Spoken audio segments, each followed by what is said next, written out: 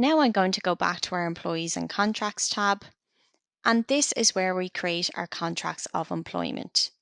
You will see the list of the employees that we imported here on the left-hand side, and these are the ones that we brought through from our Brightpay import. However, if I wanted to add an employee manually, I would just simply go to New Employee and populate the relevant information. The information that you're being asked for is all of the generic information that you would ask for from an employee when hiring them. So you should have all of this data. Once you have entered all of their data, you would then just simply select Save at the end. You do also have the option to add employee photos as well if you wish. So what I'm going to do is I'm going to create a contract for one of my listed employees here on the left-hand side. So I'm just going to select the employee. As you can see here, here is all of his data. And there is also a summary here to let me know that this employee doesn't have a current signed contract, doesn't have a handbook, and hasn't received a privacy policy. So I know exactly what I need to give to this employee. So I'm going to go back up here to the top and select New Contract. And you'll see that I am prompted with two options here. So the first is to use the default contract settings, and the second is to copy the settings from another existing contract. However, as I haven't created contracts for any of these employees before, there actually is no existing contract for me to copy. So I'll go back to that when we move on to the next employee to show you how that option works. So I'm going to go ahead with the default contract settings. And now you can see that I have been brought to this page here with multiple tabs up here where we can fill in the employees' data. So the first page is just their basic information, including their rate of pay. And as you go to save your data, the same as before when you were creating your company, it will always prompt you that you're missing valid information. So as you can see here, it's telling me that I'm missing a job title.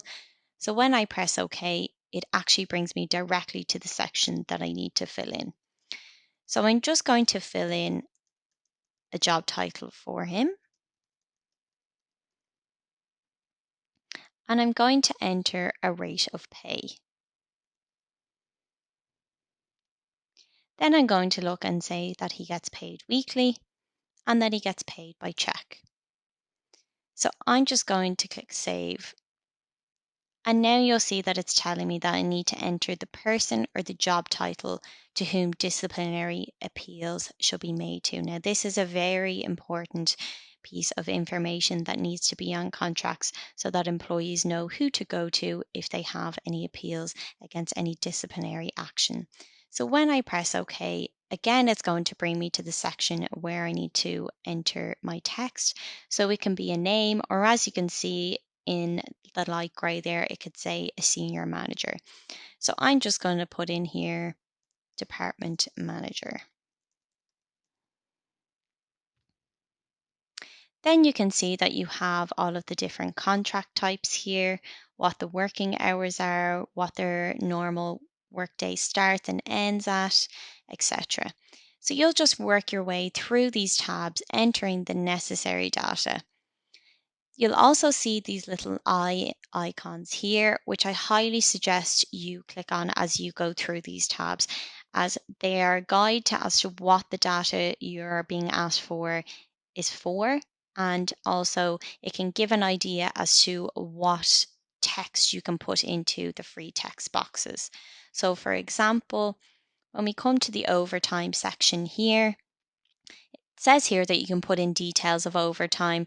And if you're unsure of what kind of text you need to put in, it has an example here. So for example, overtime must be authorized in advance by your line manager. It gives great prompts like that, which are exceptionally useful. Then you'll see on some of the tabs, there are these boxes here that you can tick and untick. If you tick the boxes, it creates an extra section into your contract, which is in relation to that section. So let's say, for example, your sick pay. When you click here that there is a sick pay policy in place, it then brings up this box here, a free text box where you can enter what the sick pay arrangements are. So as it shows here as a suggested line, sick pay arrangements are set out in the company handbook. So I'm just going to detail that here.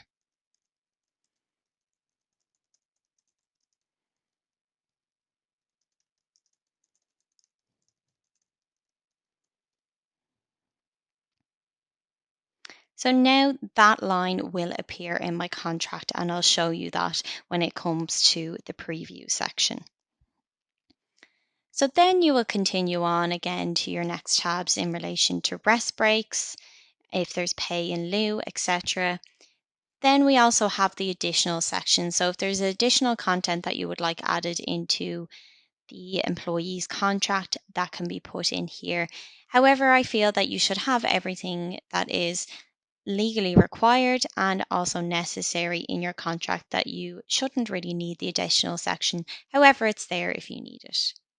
So once all of your information is populated and saved, you can then click preview and this will show you what the contract looks like. So this is your contract. It is fully compliant with the Employment Rights Act. It includes the core terms that are needed for a contract of employment. And there are not only the legally required clauses in here, but we also have extra clauses which protect you as the employer. So, for example, the probationary clause. So now that your contract is fully compliant and ready to use, you can simply click print or export it to PDF, etc.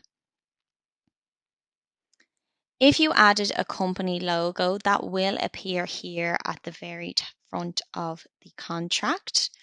And if you need to make any changes to the contract, if you find an error in there, you can easily just X out of this and go back to the tab where you would like to make the change. So let's say, for example, I would now like to add a line in here.